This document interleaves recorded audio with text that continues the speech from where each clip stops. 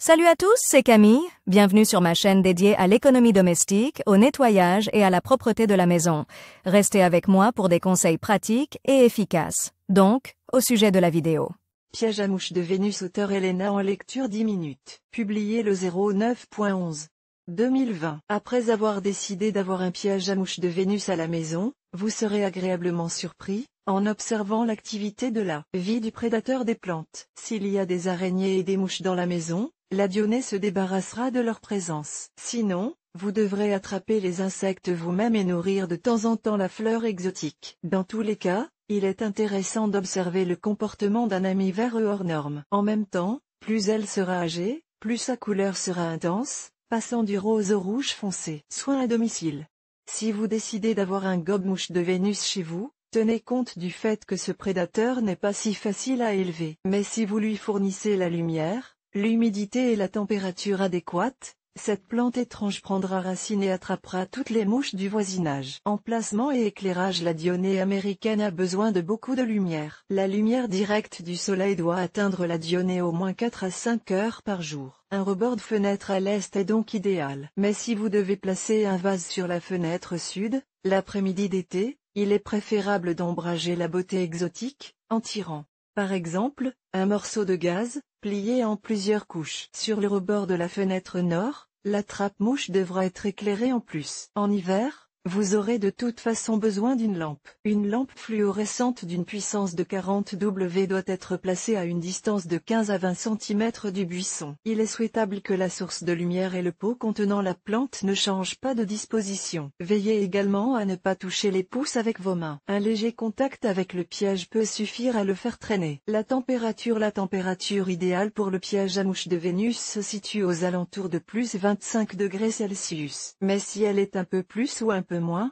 ce n'est pas terrible. L'hôte méridionale peut même supporter une chaleur de 35 degrés. En hiver, la plante a besoin d'une légère baisse de température. En même temps, essayez de protéger votre plante exotique des courants d'air. Avec l'arrivée de l'automne, vous devez commencer à préparer la fleur pour la période de dormance. Réduisez progressivement la température de l'air à plus 10 et abaissez-la à plus 5 degrés Celsius. En même temps, réduisez les heures de lumière du jour à 8 à. S'il y a une loggia isolée, déplacez-y le pot ou l'aquarium avec un animal de compagnie. En l'absence d'un tel endroit, vous pouvez le placer dans le réfrigérateur. Avant cela, vaporisez et emballez le vase dans un sac. N'oubliez pas de le percer à plusieurs endroits pour la ventilation. Veillez à ce qu'il fasse entre 0 degrés Celsius et plus 5 degrés Celsius à l'intérieur de l'appareil. Dans ce cas, la fleur n'a pas besoin de rémanence artificielle. Mais un arrosage une fois par mois est indispensable. Dès que vous constatez l'apparition de larges feuilles près du sol et de petits pièges, cela signifie que la Dionée est prête pour l'hivernage. Si le piège à mouches de Vénus hiverne sur le balcon, il n'est pas nécessaire de le sortir de son état de sommeil. Mais si vous l'avez emballé dans le réfrigérateur, au bout de 3 mois,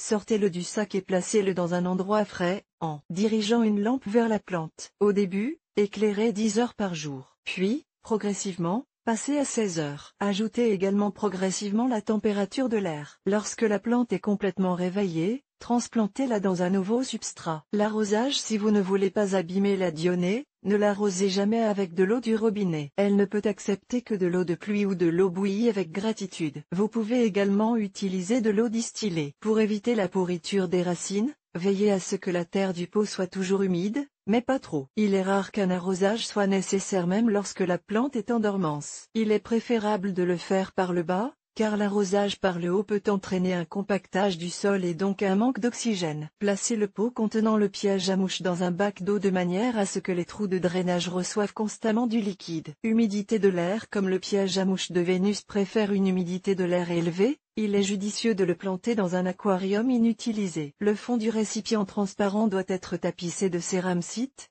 qui doit être arrosé en permanence. Ainsi, dans le récipient circulera l'atmosphère nécessaire à l'amont des marais. Seul le couvercle de l'aquarium ne doit jamais être recouvert, sous peine d'asphyxie de la plante. S'il n'est pas possible d'utiliser un aquarium et que la pièce est trop sèche, humidifiez le sol aussi souvent que possible. La plante vous sera également très reconnaissante de pulvériser de l'eau 1 à 2 fois par semaine. Le sol dans un marais, où le gobe-mouche pousse habituellement, le sol est perméable à l'air mais pauvre en minéraux. C'est pourquoi un mélange de sphaigne, de tourbe de coco et de sable de quartz en proportion égale convient. Le fond du vase destiné à l'animal doit être recouvert d'une couche de drainage. S'il n'y a pas de mousse, vous pouvez vous contenter de 2 composants, en prenant seulement 2 fois plus de tourbe que de sable. N'utilisez pas d'autres sables, à l'exception du sable de quartz, si vous ne voulez pas tuer la pupille. Avant de la placer dans le vase, veillez à la rincer à l'eau courante. Alimentation et engrais. La fleur de Vénus est habituée à un sol pauvre et marécageux,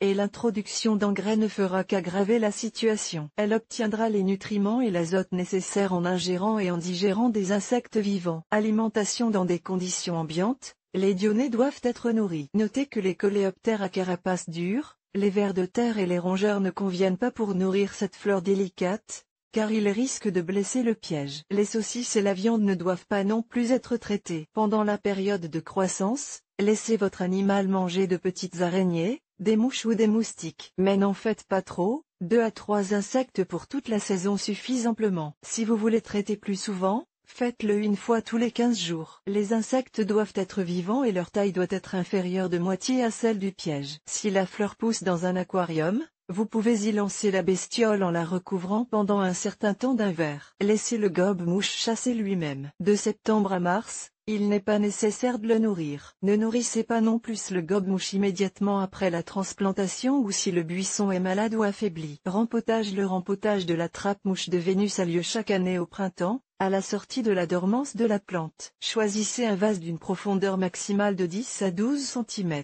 Il est souhaitable qu'il soit étroit. Si le diamètre du pot est de 7,5 cm, vous pouvez planter plusieurs jeunes arbustes à la fois. Manipulez les sommets avec précaution afin que les pièges ne fonctionnent pas. Retirez soigneusement la plante du vase, secouez les restes de terre. S'il reste de la terre sur les racines, mettez-les dans l'eau pendant un certain temps pour les laver. Pulvérisez le feuillage à l'aide d'un pulvérisateur. Désinfectez au préalable le substrat préparé et plantez-y le piège à mouches de Vénus. Laissez ensuite l'arbuste tranquille pendant 5 semaines pour qu'il s'adapte à son nouvel emplacement. Pendant cette période, mettez le pot à l'ombre, mais ne cessez pas d'arroser. La floraison. De mai à juin, la dionéa vous ravira par l'apparition de fleurs blanches sur de longs pédicelles, qui donneront plus tard des graines. Si vous ne voulez pas que l'arbuste gaspille de l'énergie à fleurir et que vous n'avez pas besoin de graines, coupez les bourgeons avant qu'ils ne s'ouvrent. Les feuilles de cette plante merveilleuse sont composées de 2 moitiés. La moitié inférieure se nourrit de la lumière du soleil, tandis que la moitié supérieure chasse les insectes. Le piège est muni de dents sur les côtés et les glandes sécrètent une enzyme qui aide à digérer la victime. La reproduction. Il existe de nombreuses méthodes pour obtenir de nouveaux gobe-mouches. Elle peut se faire par des graines, des pousses, boutures de feuilles, bulbes. Division de buissons. Vous pouvez essayer toutes ces méthodes. Par les graines de prédateurs ne se distinguent pas par un niveau élevé de similitude. Avant de les planter, il est donc souhaitable de procéder à une stratification. Pour ce faire, étalez au fond d'un gobelet en plastique une serviette humidifiée avec un fongicide, versez-y les graines et placez le tout dans une chambre réfrigérée, pas de congélation, pendant 1 à 2 mois. Veillez à ce que la serviette soit toujours humide. Ensuite, saupoudrez le dessus d'un mélange de mousse sphaigne, de perlite et de substrat de noix de coco, sans l'enterrer et en le vaporisant constamment à l'aide d'un pulvérisateur. Recouvrir d'une vitre et placer dans un endroit chaud plus 24 à, et bien éclairé, 14 à par jour. Au bout de 2 à 4 semaines, les graines devraient germer. Le sol doit rester humide en permanence. Dès l'apparition de la première feuille, retirez le couvercle pour aérer, puis repiquez les jeunes plants dans des pots individuels. Attention aux racines qui sont très fragiles. Par germe, coupez un germe de Vénus sans piège et plantez-le dans un mélange de tourbe. Le germe ne doit pas être perpendiculaire au sol, mais incliné. Couvrez le dessus avec un bocal en verre pour obtenir un effet de serre. Maintenez l'humidité à l'intérieur à environ 100%. Au bout d'un mois environ, la plante devrait germer. Au bout de 2 à 3 mois, la plantule s'enracine bien et vous pouvez la transplanter dans un endroit permanent. Bouture de feuilles. Après avoir coupé une feuille d'un arbuste adulte, traitez la coupure avec du cornevin et placez les boutures dans un mélange de tourbe additionné de sable siliceux. Placez le tout à un angle de 45 degrés. Placez-la dans un endroit ensoleillé, en veillant à ce que la lumière soit diffuse. Étendez de la cellophane sur le dessus, créant ainsi l'illusion d'une serre. Dans ces conditions, le plant doit rester environ 3 mois, jusqu'à ce qu'il commence à produire de jeunes pousses. Il peut alors être transplanté dans un pot. Cette méthode de propagation est compliquée par le fait que les boutures sont souvent sujettes à des maladies fongiques. Bulbe. Pour faire pousser une jeune plante à partir d'un bulbe, vous devez créer des conditions de serre pour votre animal. Le bulbe ne doit pas être placé complètement dans le substrat, de sorte que l'endroit où la plantule émergera se trouve au-dessus du niveau du sol. L'humidité doit être constamment augmentée, sinon il ne sera pas possible de faire pousser un nouveau Venus flytrap. En divisant le buisson, si vous remarquez au printemps qu'il y a beaucoup d'enfants, vous pouvez en planter quelques-uns. Mais ne vous emballez pas et n'enlevez pas tout à la plante mère. Votre pupille aime s'entourer de jeunes pousses et ne tolère pas une attitude barbare. Essayez d'agir avec prudence, sans heurter les pièges, sinon ils se refermeront. Sortez le buisson du pot, secouez les racines du sol et séparez facilement les enfants. S'ils ne veulent pas partager, utilisez un couteau aiguisé et stérilisé au préalable. Plantez les rosettes séparément dans de petits vases. Gardez-les à l'ombre jusqu'à ce qu'elles poussent. Maladies et parasites.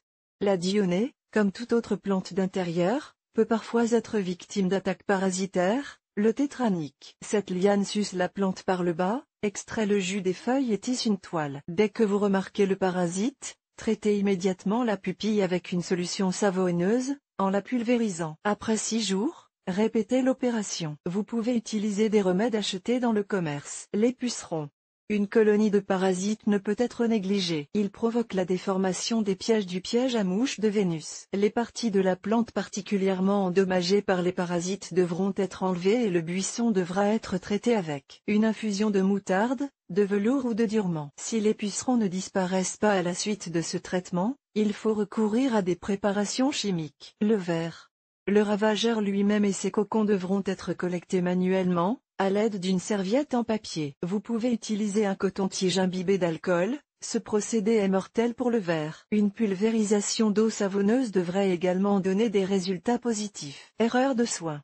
La fleur aime les procédures d'arrosage, mais si vous l'inondez trop souvent, la pourriture grise peut apparaître. Dans ce cas, les parties endommagées de la plante doivent être enlevées et le buisson restant doit être traité avec un fongicide. La moisissure noire fuligineuse peut se développer à partir d'un fort flegme. Il faut s'en débarrasser avec les mêmes fongicides et, à l'avenir, surveiller l'état de l'animal vert. Des peluches grises à la surface de la plante signifient l'invasion de botrytis. Il se développe en raison de l'humidité stagnante dans le substrat. Les mesures de sauvetage sont les mêmes. Coupez les parties endommagées et traitez avec un fongicide. Si le piège à mouches de Vénus ne digère pas complètement l'insecte, le piège pourrit et devient noir. Il est urgent d'enlever l'endroit affecté, et la plante entière doit être traitée avec un fongicide. Signe folklorique.